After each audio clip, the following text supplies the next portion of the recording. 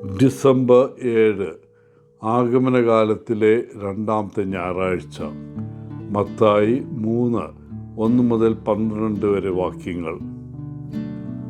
ഒരു ദിവസം മഹാനായ അലക്സാണ്ടർ ചക്രവർത്തി മദ്യപിച്ചിരിക്കുമ്പോൾ രാജാവിൻ്റെ അടുത്ത കൂട്ടാളിയായ ക്ലീറ്റസിനെ വധിക്കാൻ ഉത്തരവിട്ടു.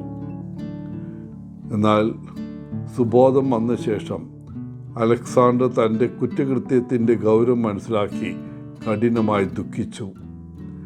യഥാർത്ഥ അനുതാപത്തിൻ്റെ പ്രകടനമായി അവൻ ഒരു മുറിയിൽ ഒറ്റയ്ക്ക് ഇരുന്നു തൻ്റെ രാജകീയ വസ്ത്രങ്ങൾ വലിച്ചു കീറി നെഞ്ചിലടിച്ചുകൊണ്ട് വിലപിച്ചു. ക്ലീറ്റസ്, സൂര്യപ്രകാശം കാണാൻ ഞാൻ ഇനി യോഗ്യനല്ല. ഞാനൊരു നന്ദികെട്ട മൃഗമാണ്.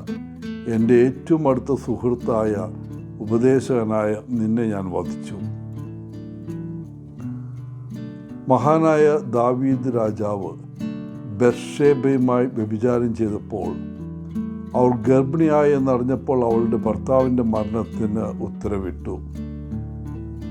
ദാവീദിനെ ചോദ്യം ചെയ്യാൻ ദൈവം നാഥാൻ പ്രവാചകനെ അയച്ചു. തൻ്റെ പാപത്തിൻ്റെ ഗൗരവം മനസ്സിലാക്കിയ ദാവീദ് ഞാൻ കർത്താവിനെതിരെ പാപം ചെയ്തിരിക്കുന്നെന്ന് പറഞ്ഞ് പശ്ചാത്തപിച്ചു. തൻ്റെ പാപം ഏറ്റുപറയുകയും അനുതപിക്കുകയും ദൈവത്തോട് ക്ഷമ ചോദിക്കുകയും ചെയ്തു.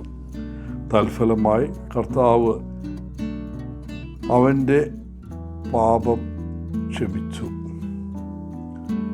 ആഗമനകാലത്തിലെ രണ്ടാം ഞായറാഴ്ചയിലെ സുവിശേഷ വായന അനുതാപത്തിൻ്റെയും ക്ഷമയുടെയും പാഠം നൽകുന്നു. യോഹന്നാൻ്റെ പ്രസംഗത്തോടെയാണ് ആരംഭിക്കുന്നത്. മാനസാന്തരപ്പെടുവിൻ, കാരണം സ്വർഗരാജ്യം സമീപിച്ചിരിക്കുന്നു. ലോകം പ്രതീക്ഷിച്ചത് രക്ഷകൻ വരാൻ പോകുന്നുവെന്നും അവനോടൊപ്പം സ്വർഗരാജ്യം വരുമെന്നും യോഹന്നാൻ വിശ്വസിച്ചു. കർത്താവിന് വഴിയൊരുക്കുന്നതിനായി അവൻ തൻ്റെ ജീവിതം സമർപ്പിച്ചു, നിർഭയമായി. യോഹന്നാനെ ചിലപ്പോൾ മുന്നോടിക്കാരൻ എന്ന് വിളിക്കുന്നു, ഫോർ റണ്ണർ. കാരണം അവൻ യേശുവിന് മുമ്പേ വന്നു. യേശുവിൻ്റെ വരവ് പ്രഖ്യാപിക്കാനും ലോകത്തെ യേശുവിന് വേണ്ടി ഒരുക്കാനും യോഹന്നാൻ വന്നു. ഇത് നമ്മെ പ്രേരിപ്പിക്കുന്ന ഇതാണ്, നമ്മുടെ മുന്നോടി ആരാണ്? എങ്ങനെയാണ് യേശു നമ്മെ ഒരുക്കുന്നത്?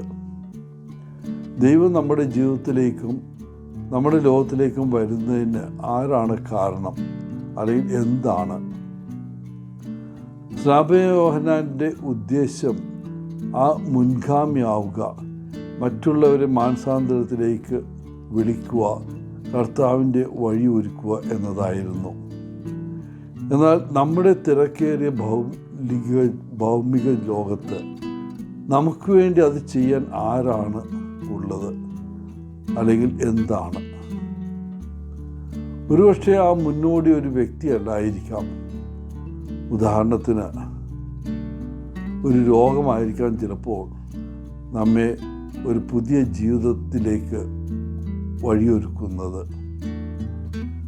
മാനസാന്തരപ്പെടുവിൻ, സ്വർഗരാജ്യം സമീപിച്ചിരിക്കുന്നു എന്ന ഈ വാക്ക് മാനസാന്തരപ്പെടുവിൻ ഗ്രീക്കിൽ മെറ്റനോയ എന്ന് പറഞ്ഞാൽ അതിൻ്റെ അർത്ഥം തിരിയുക, പിന്തിരിയുക എന്നതാണ്.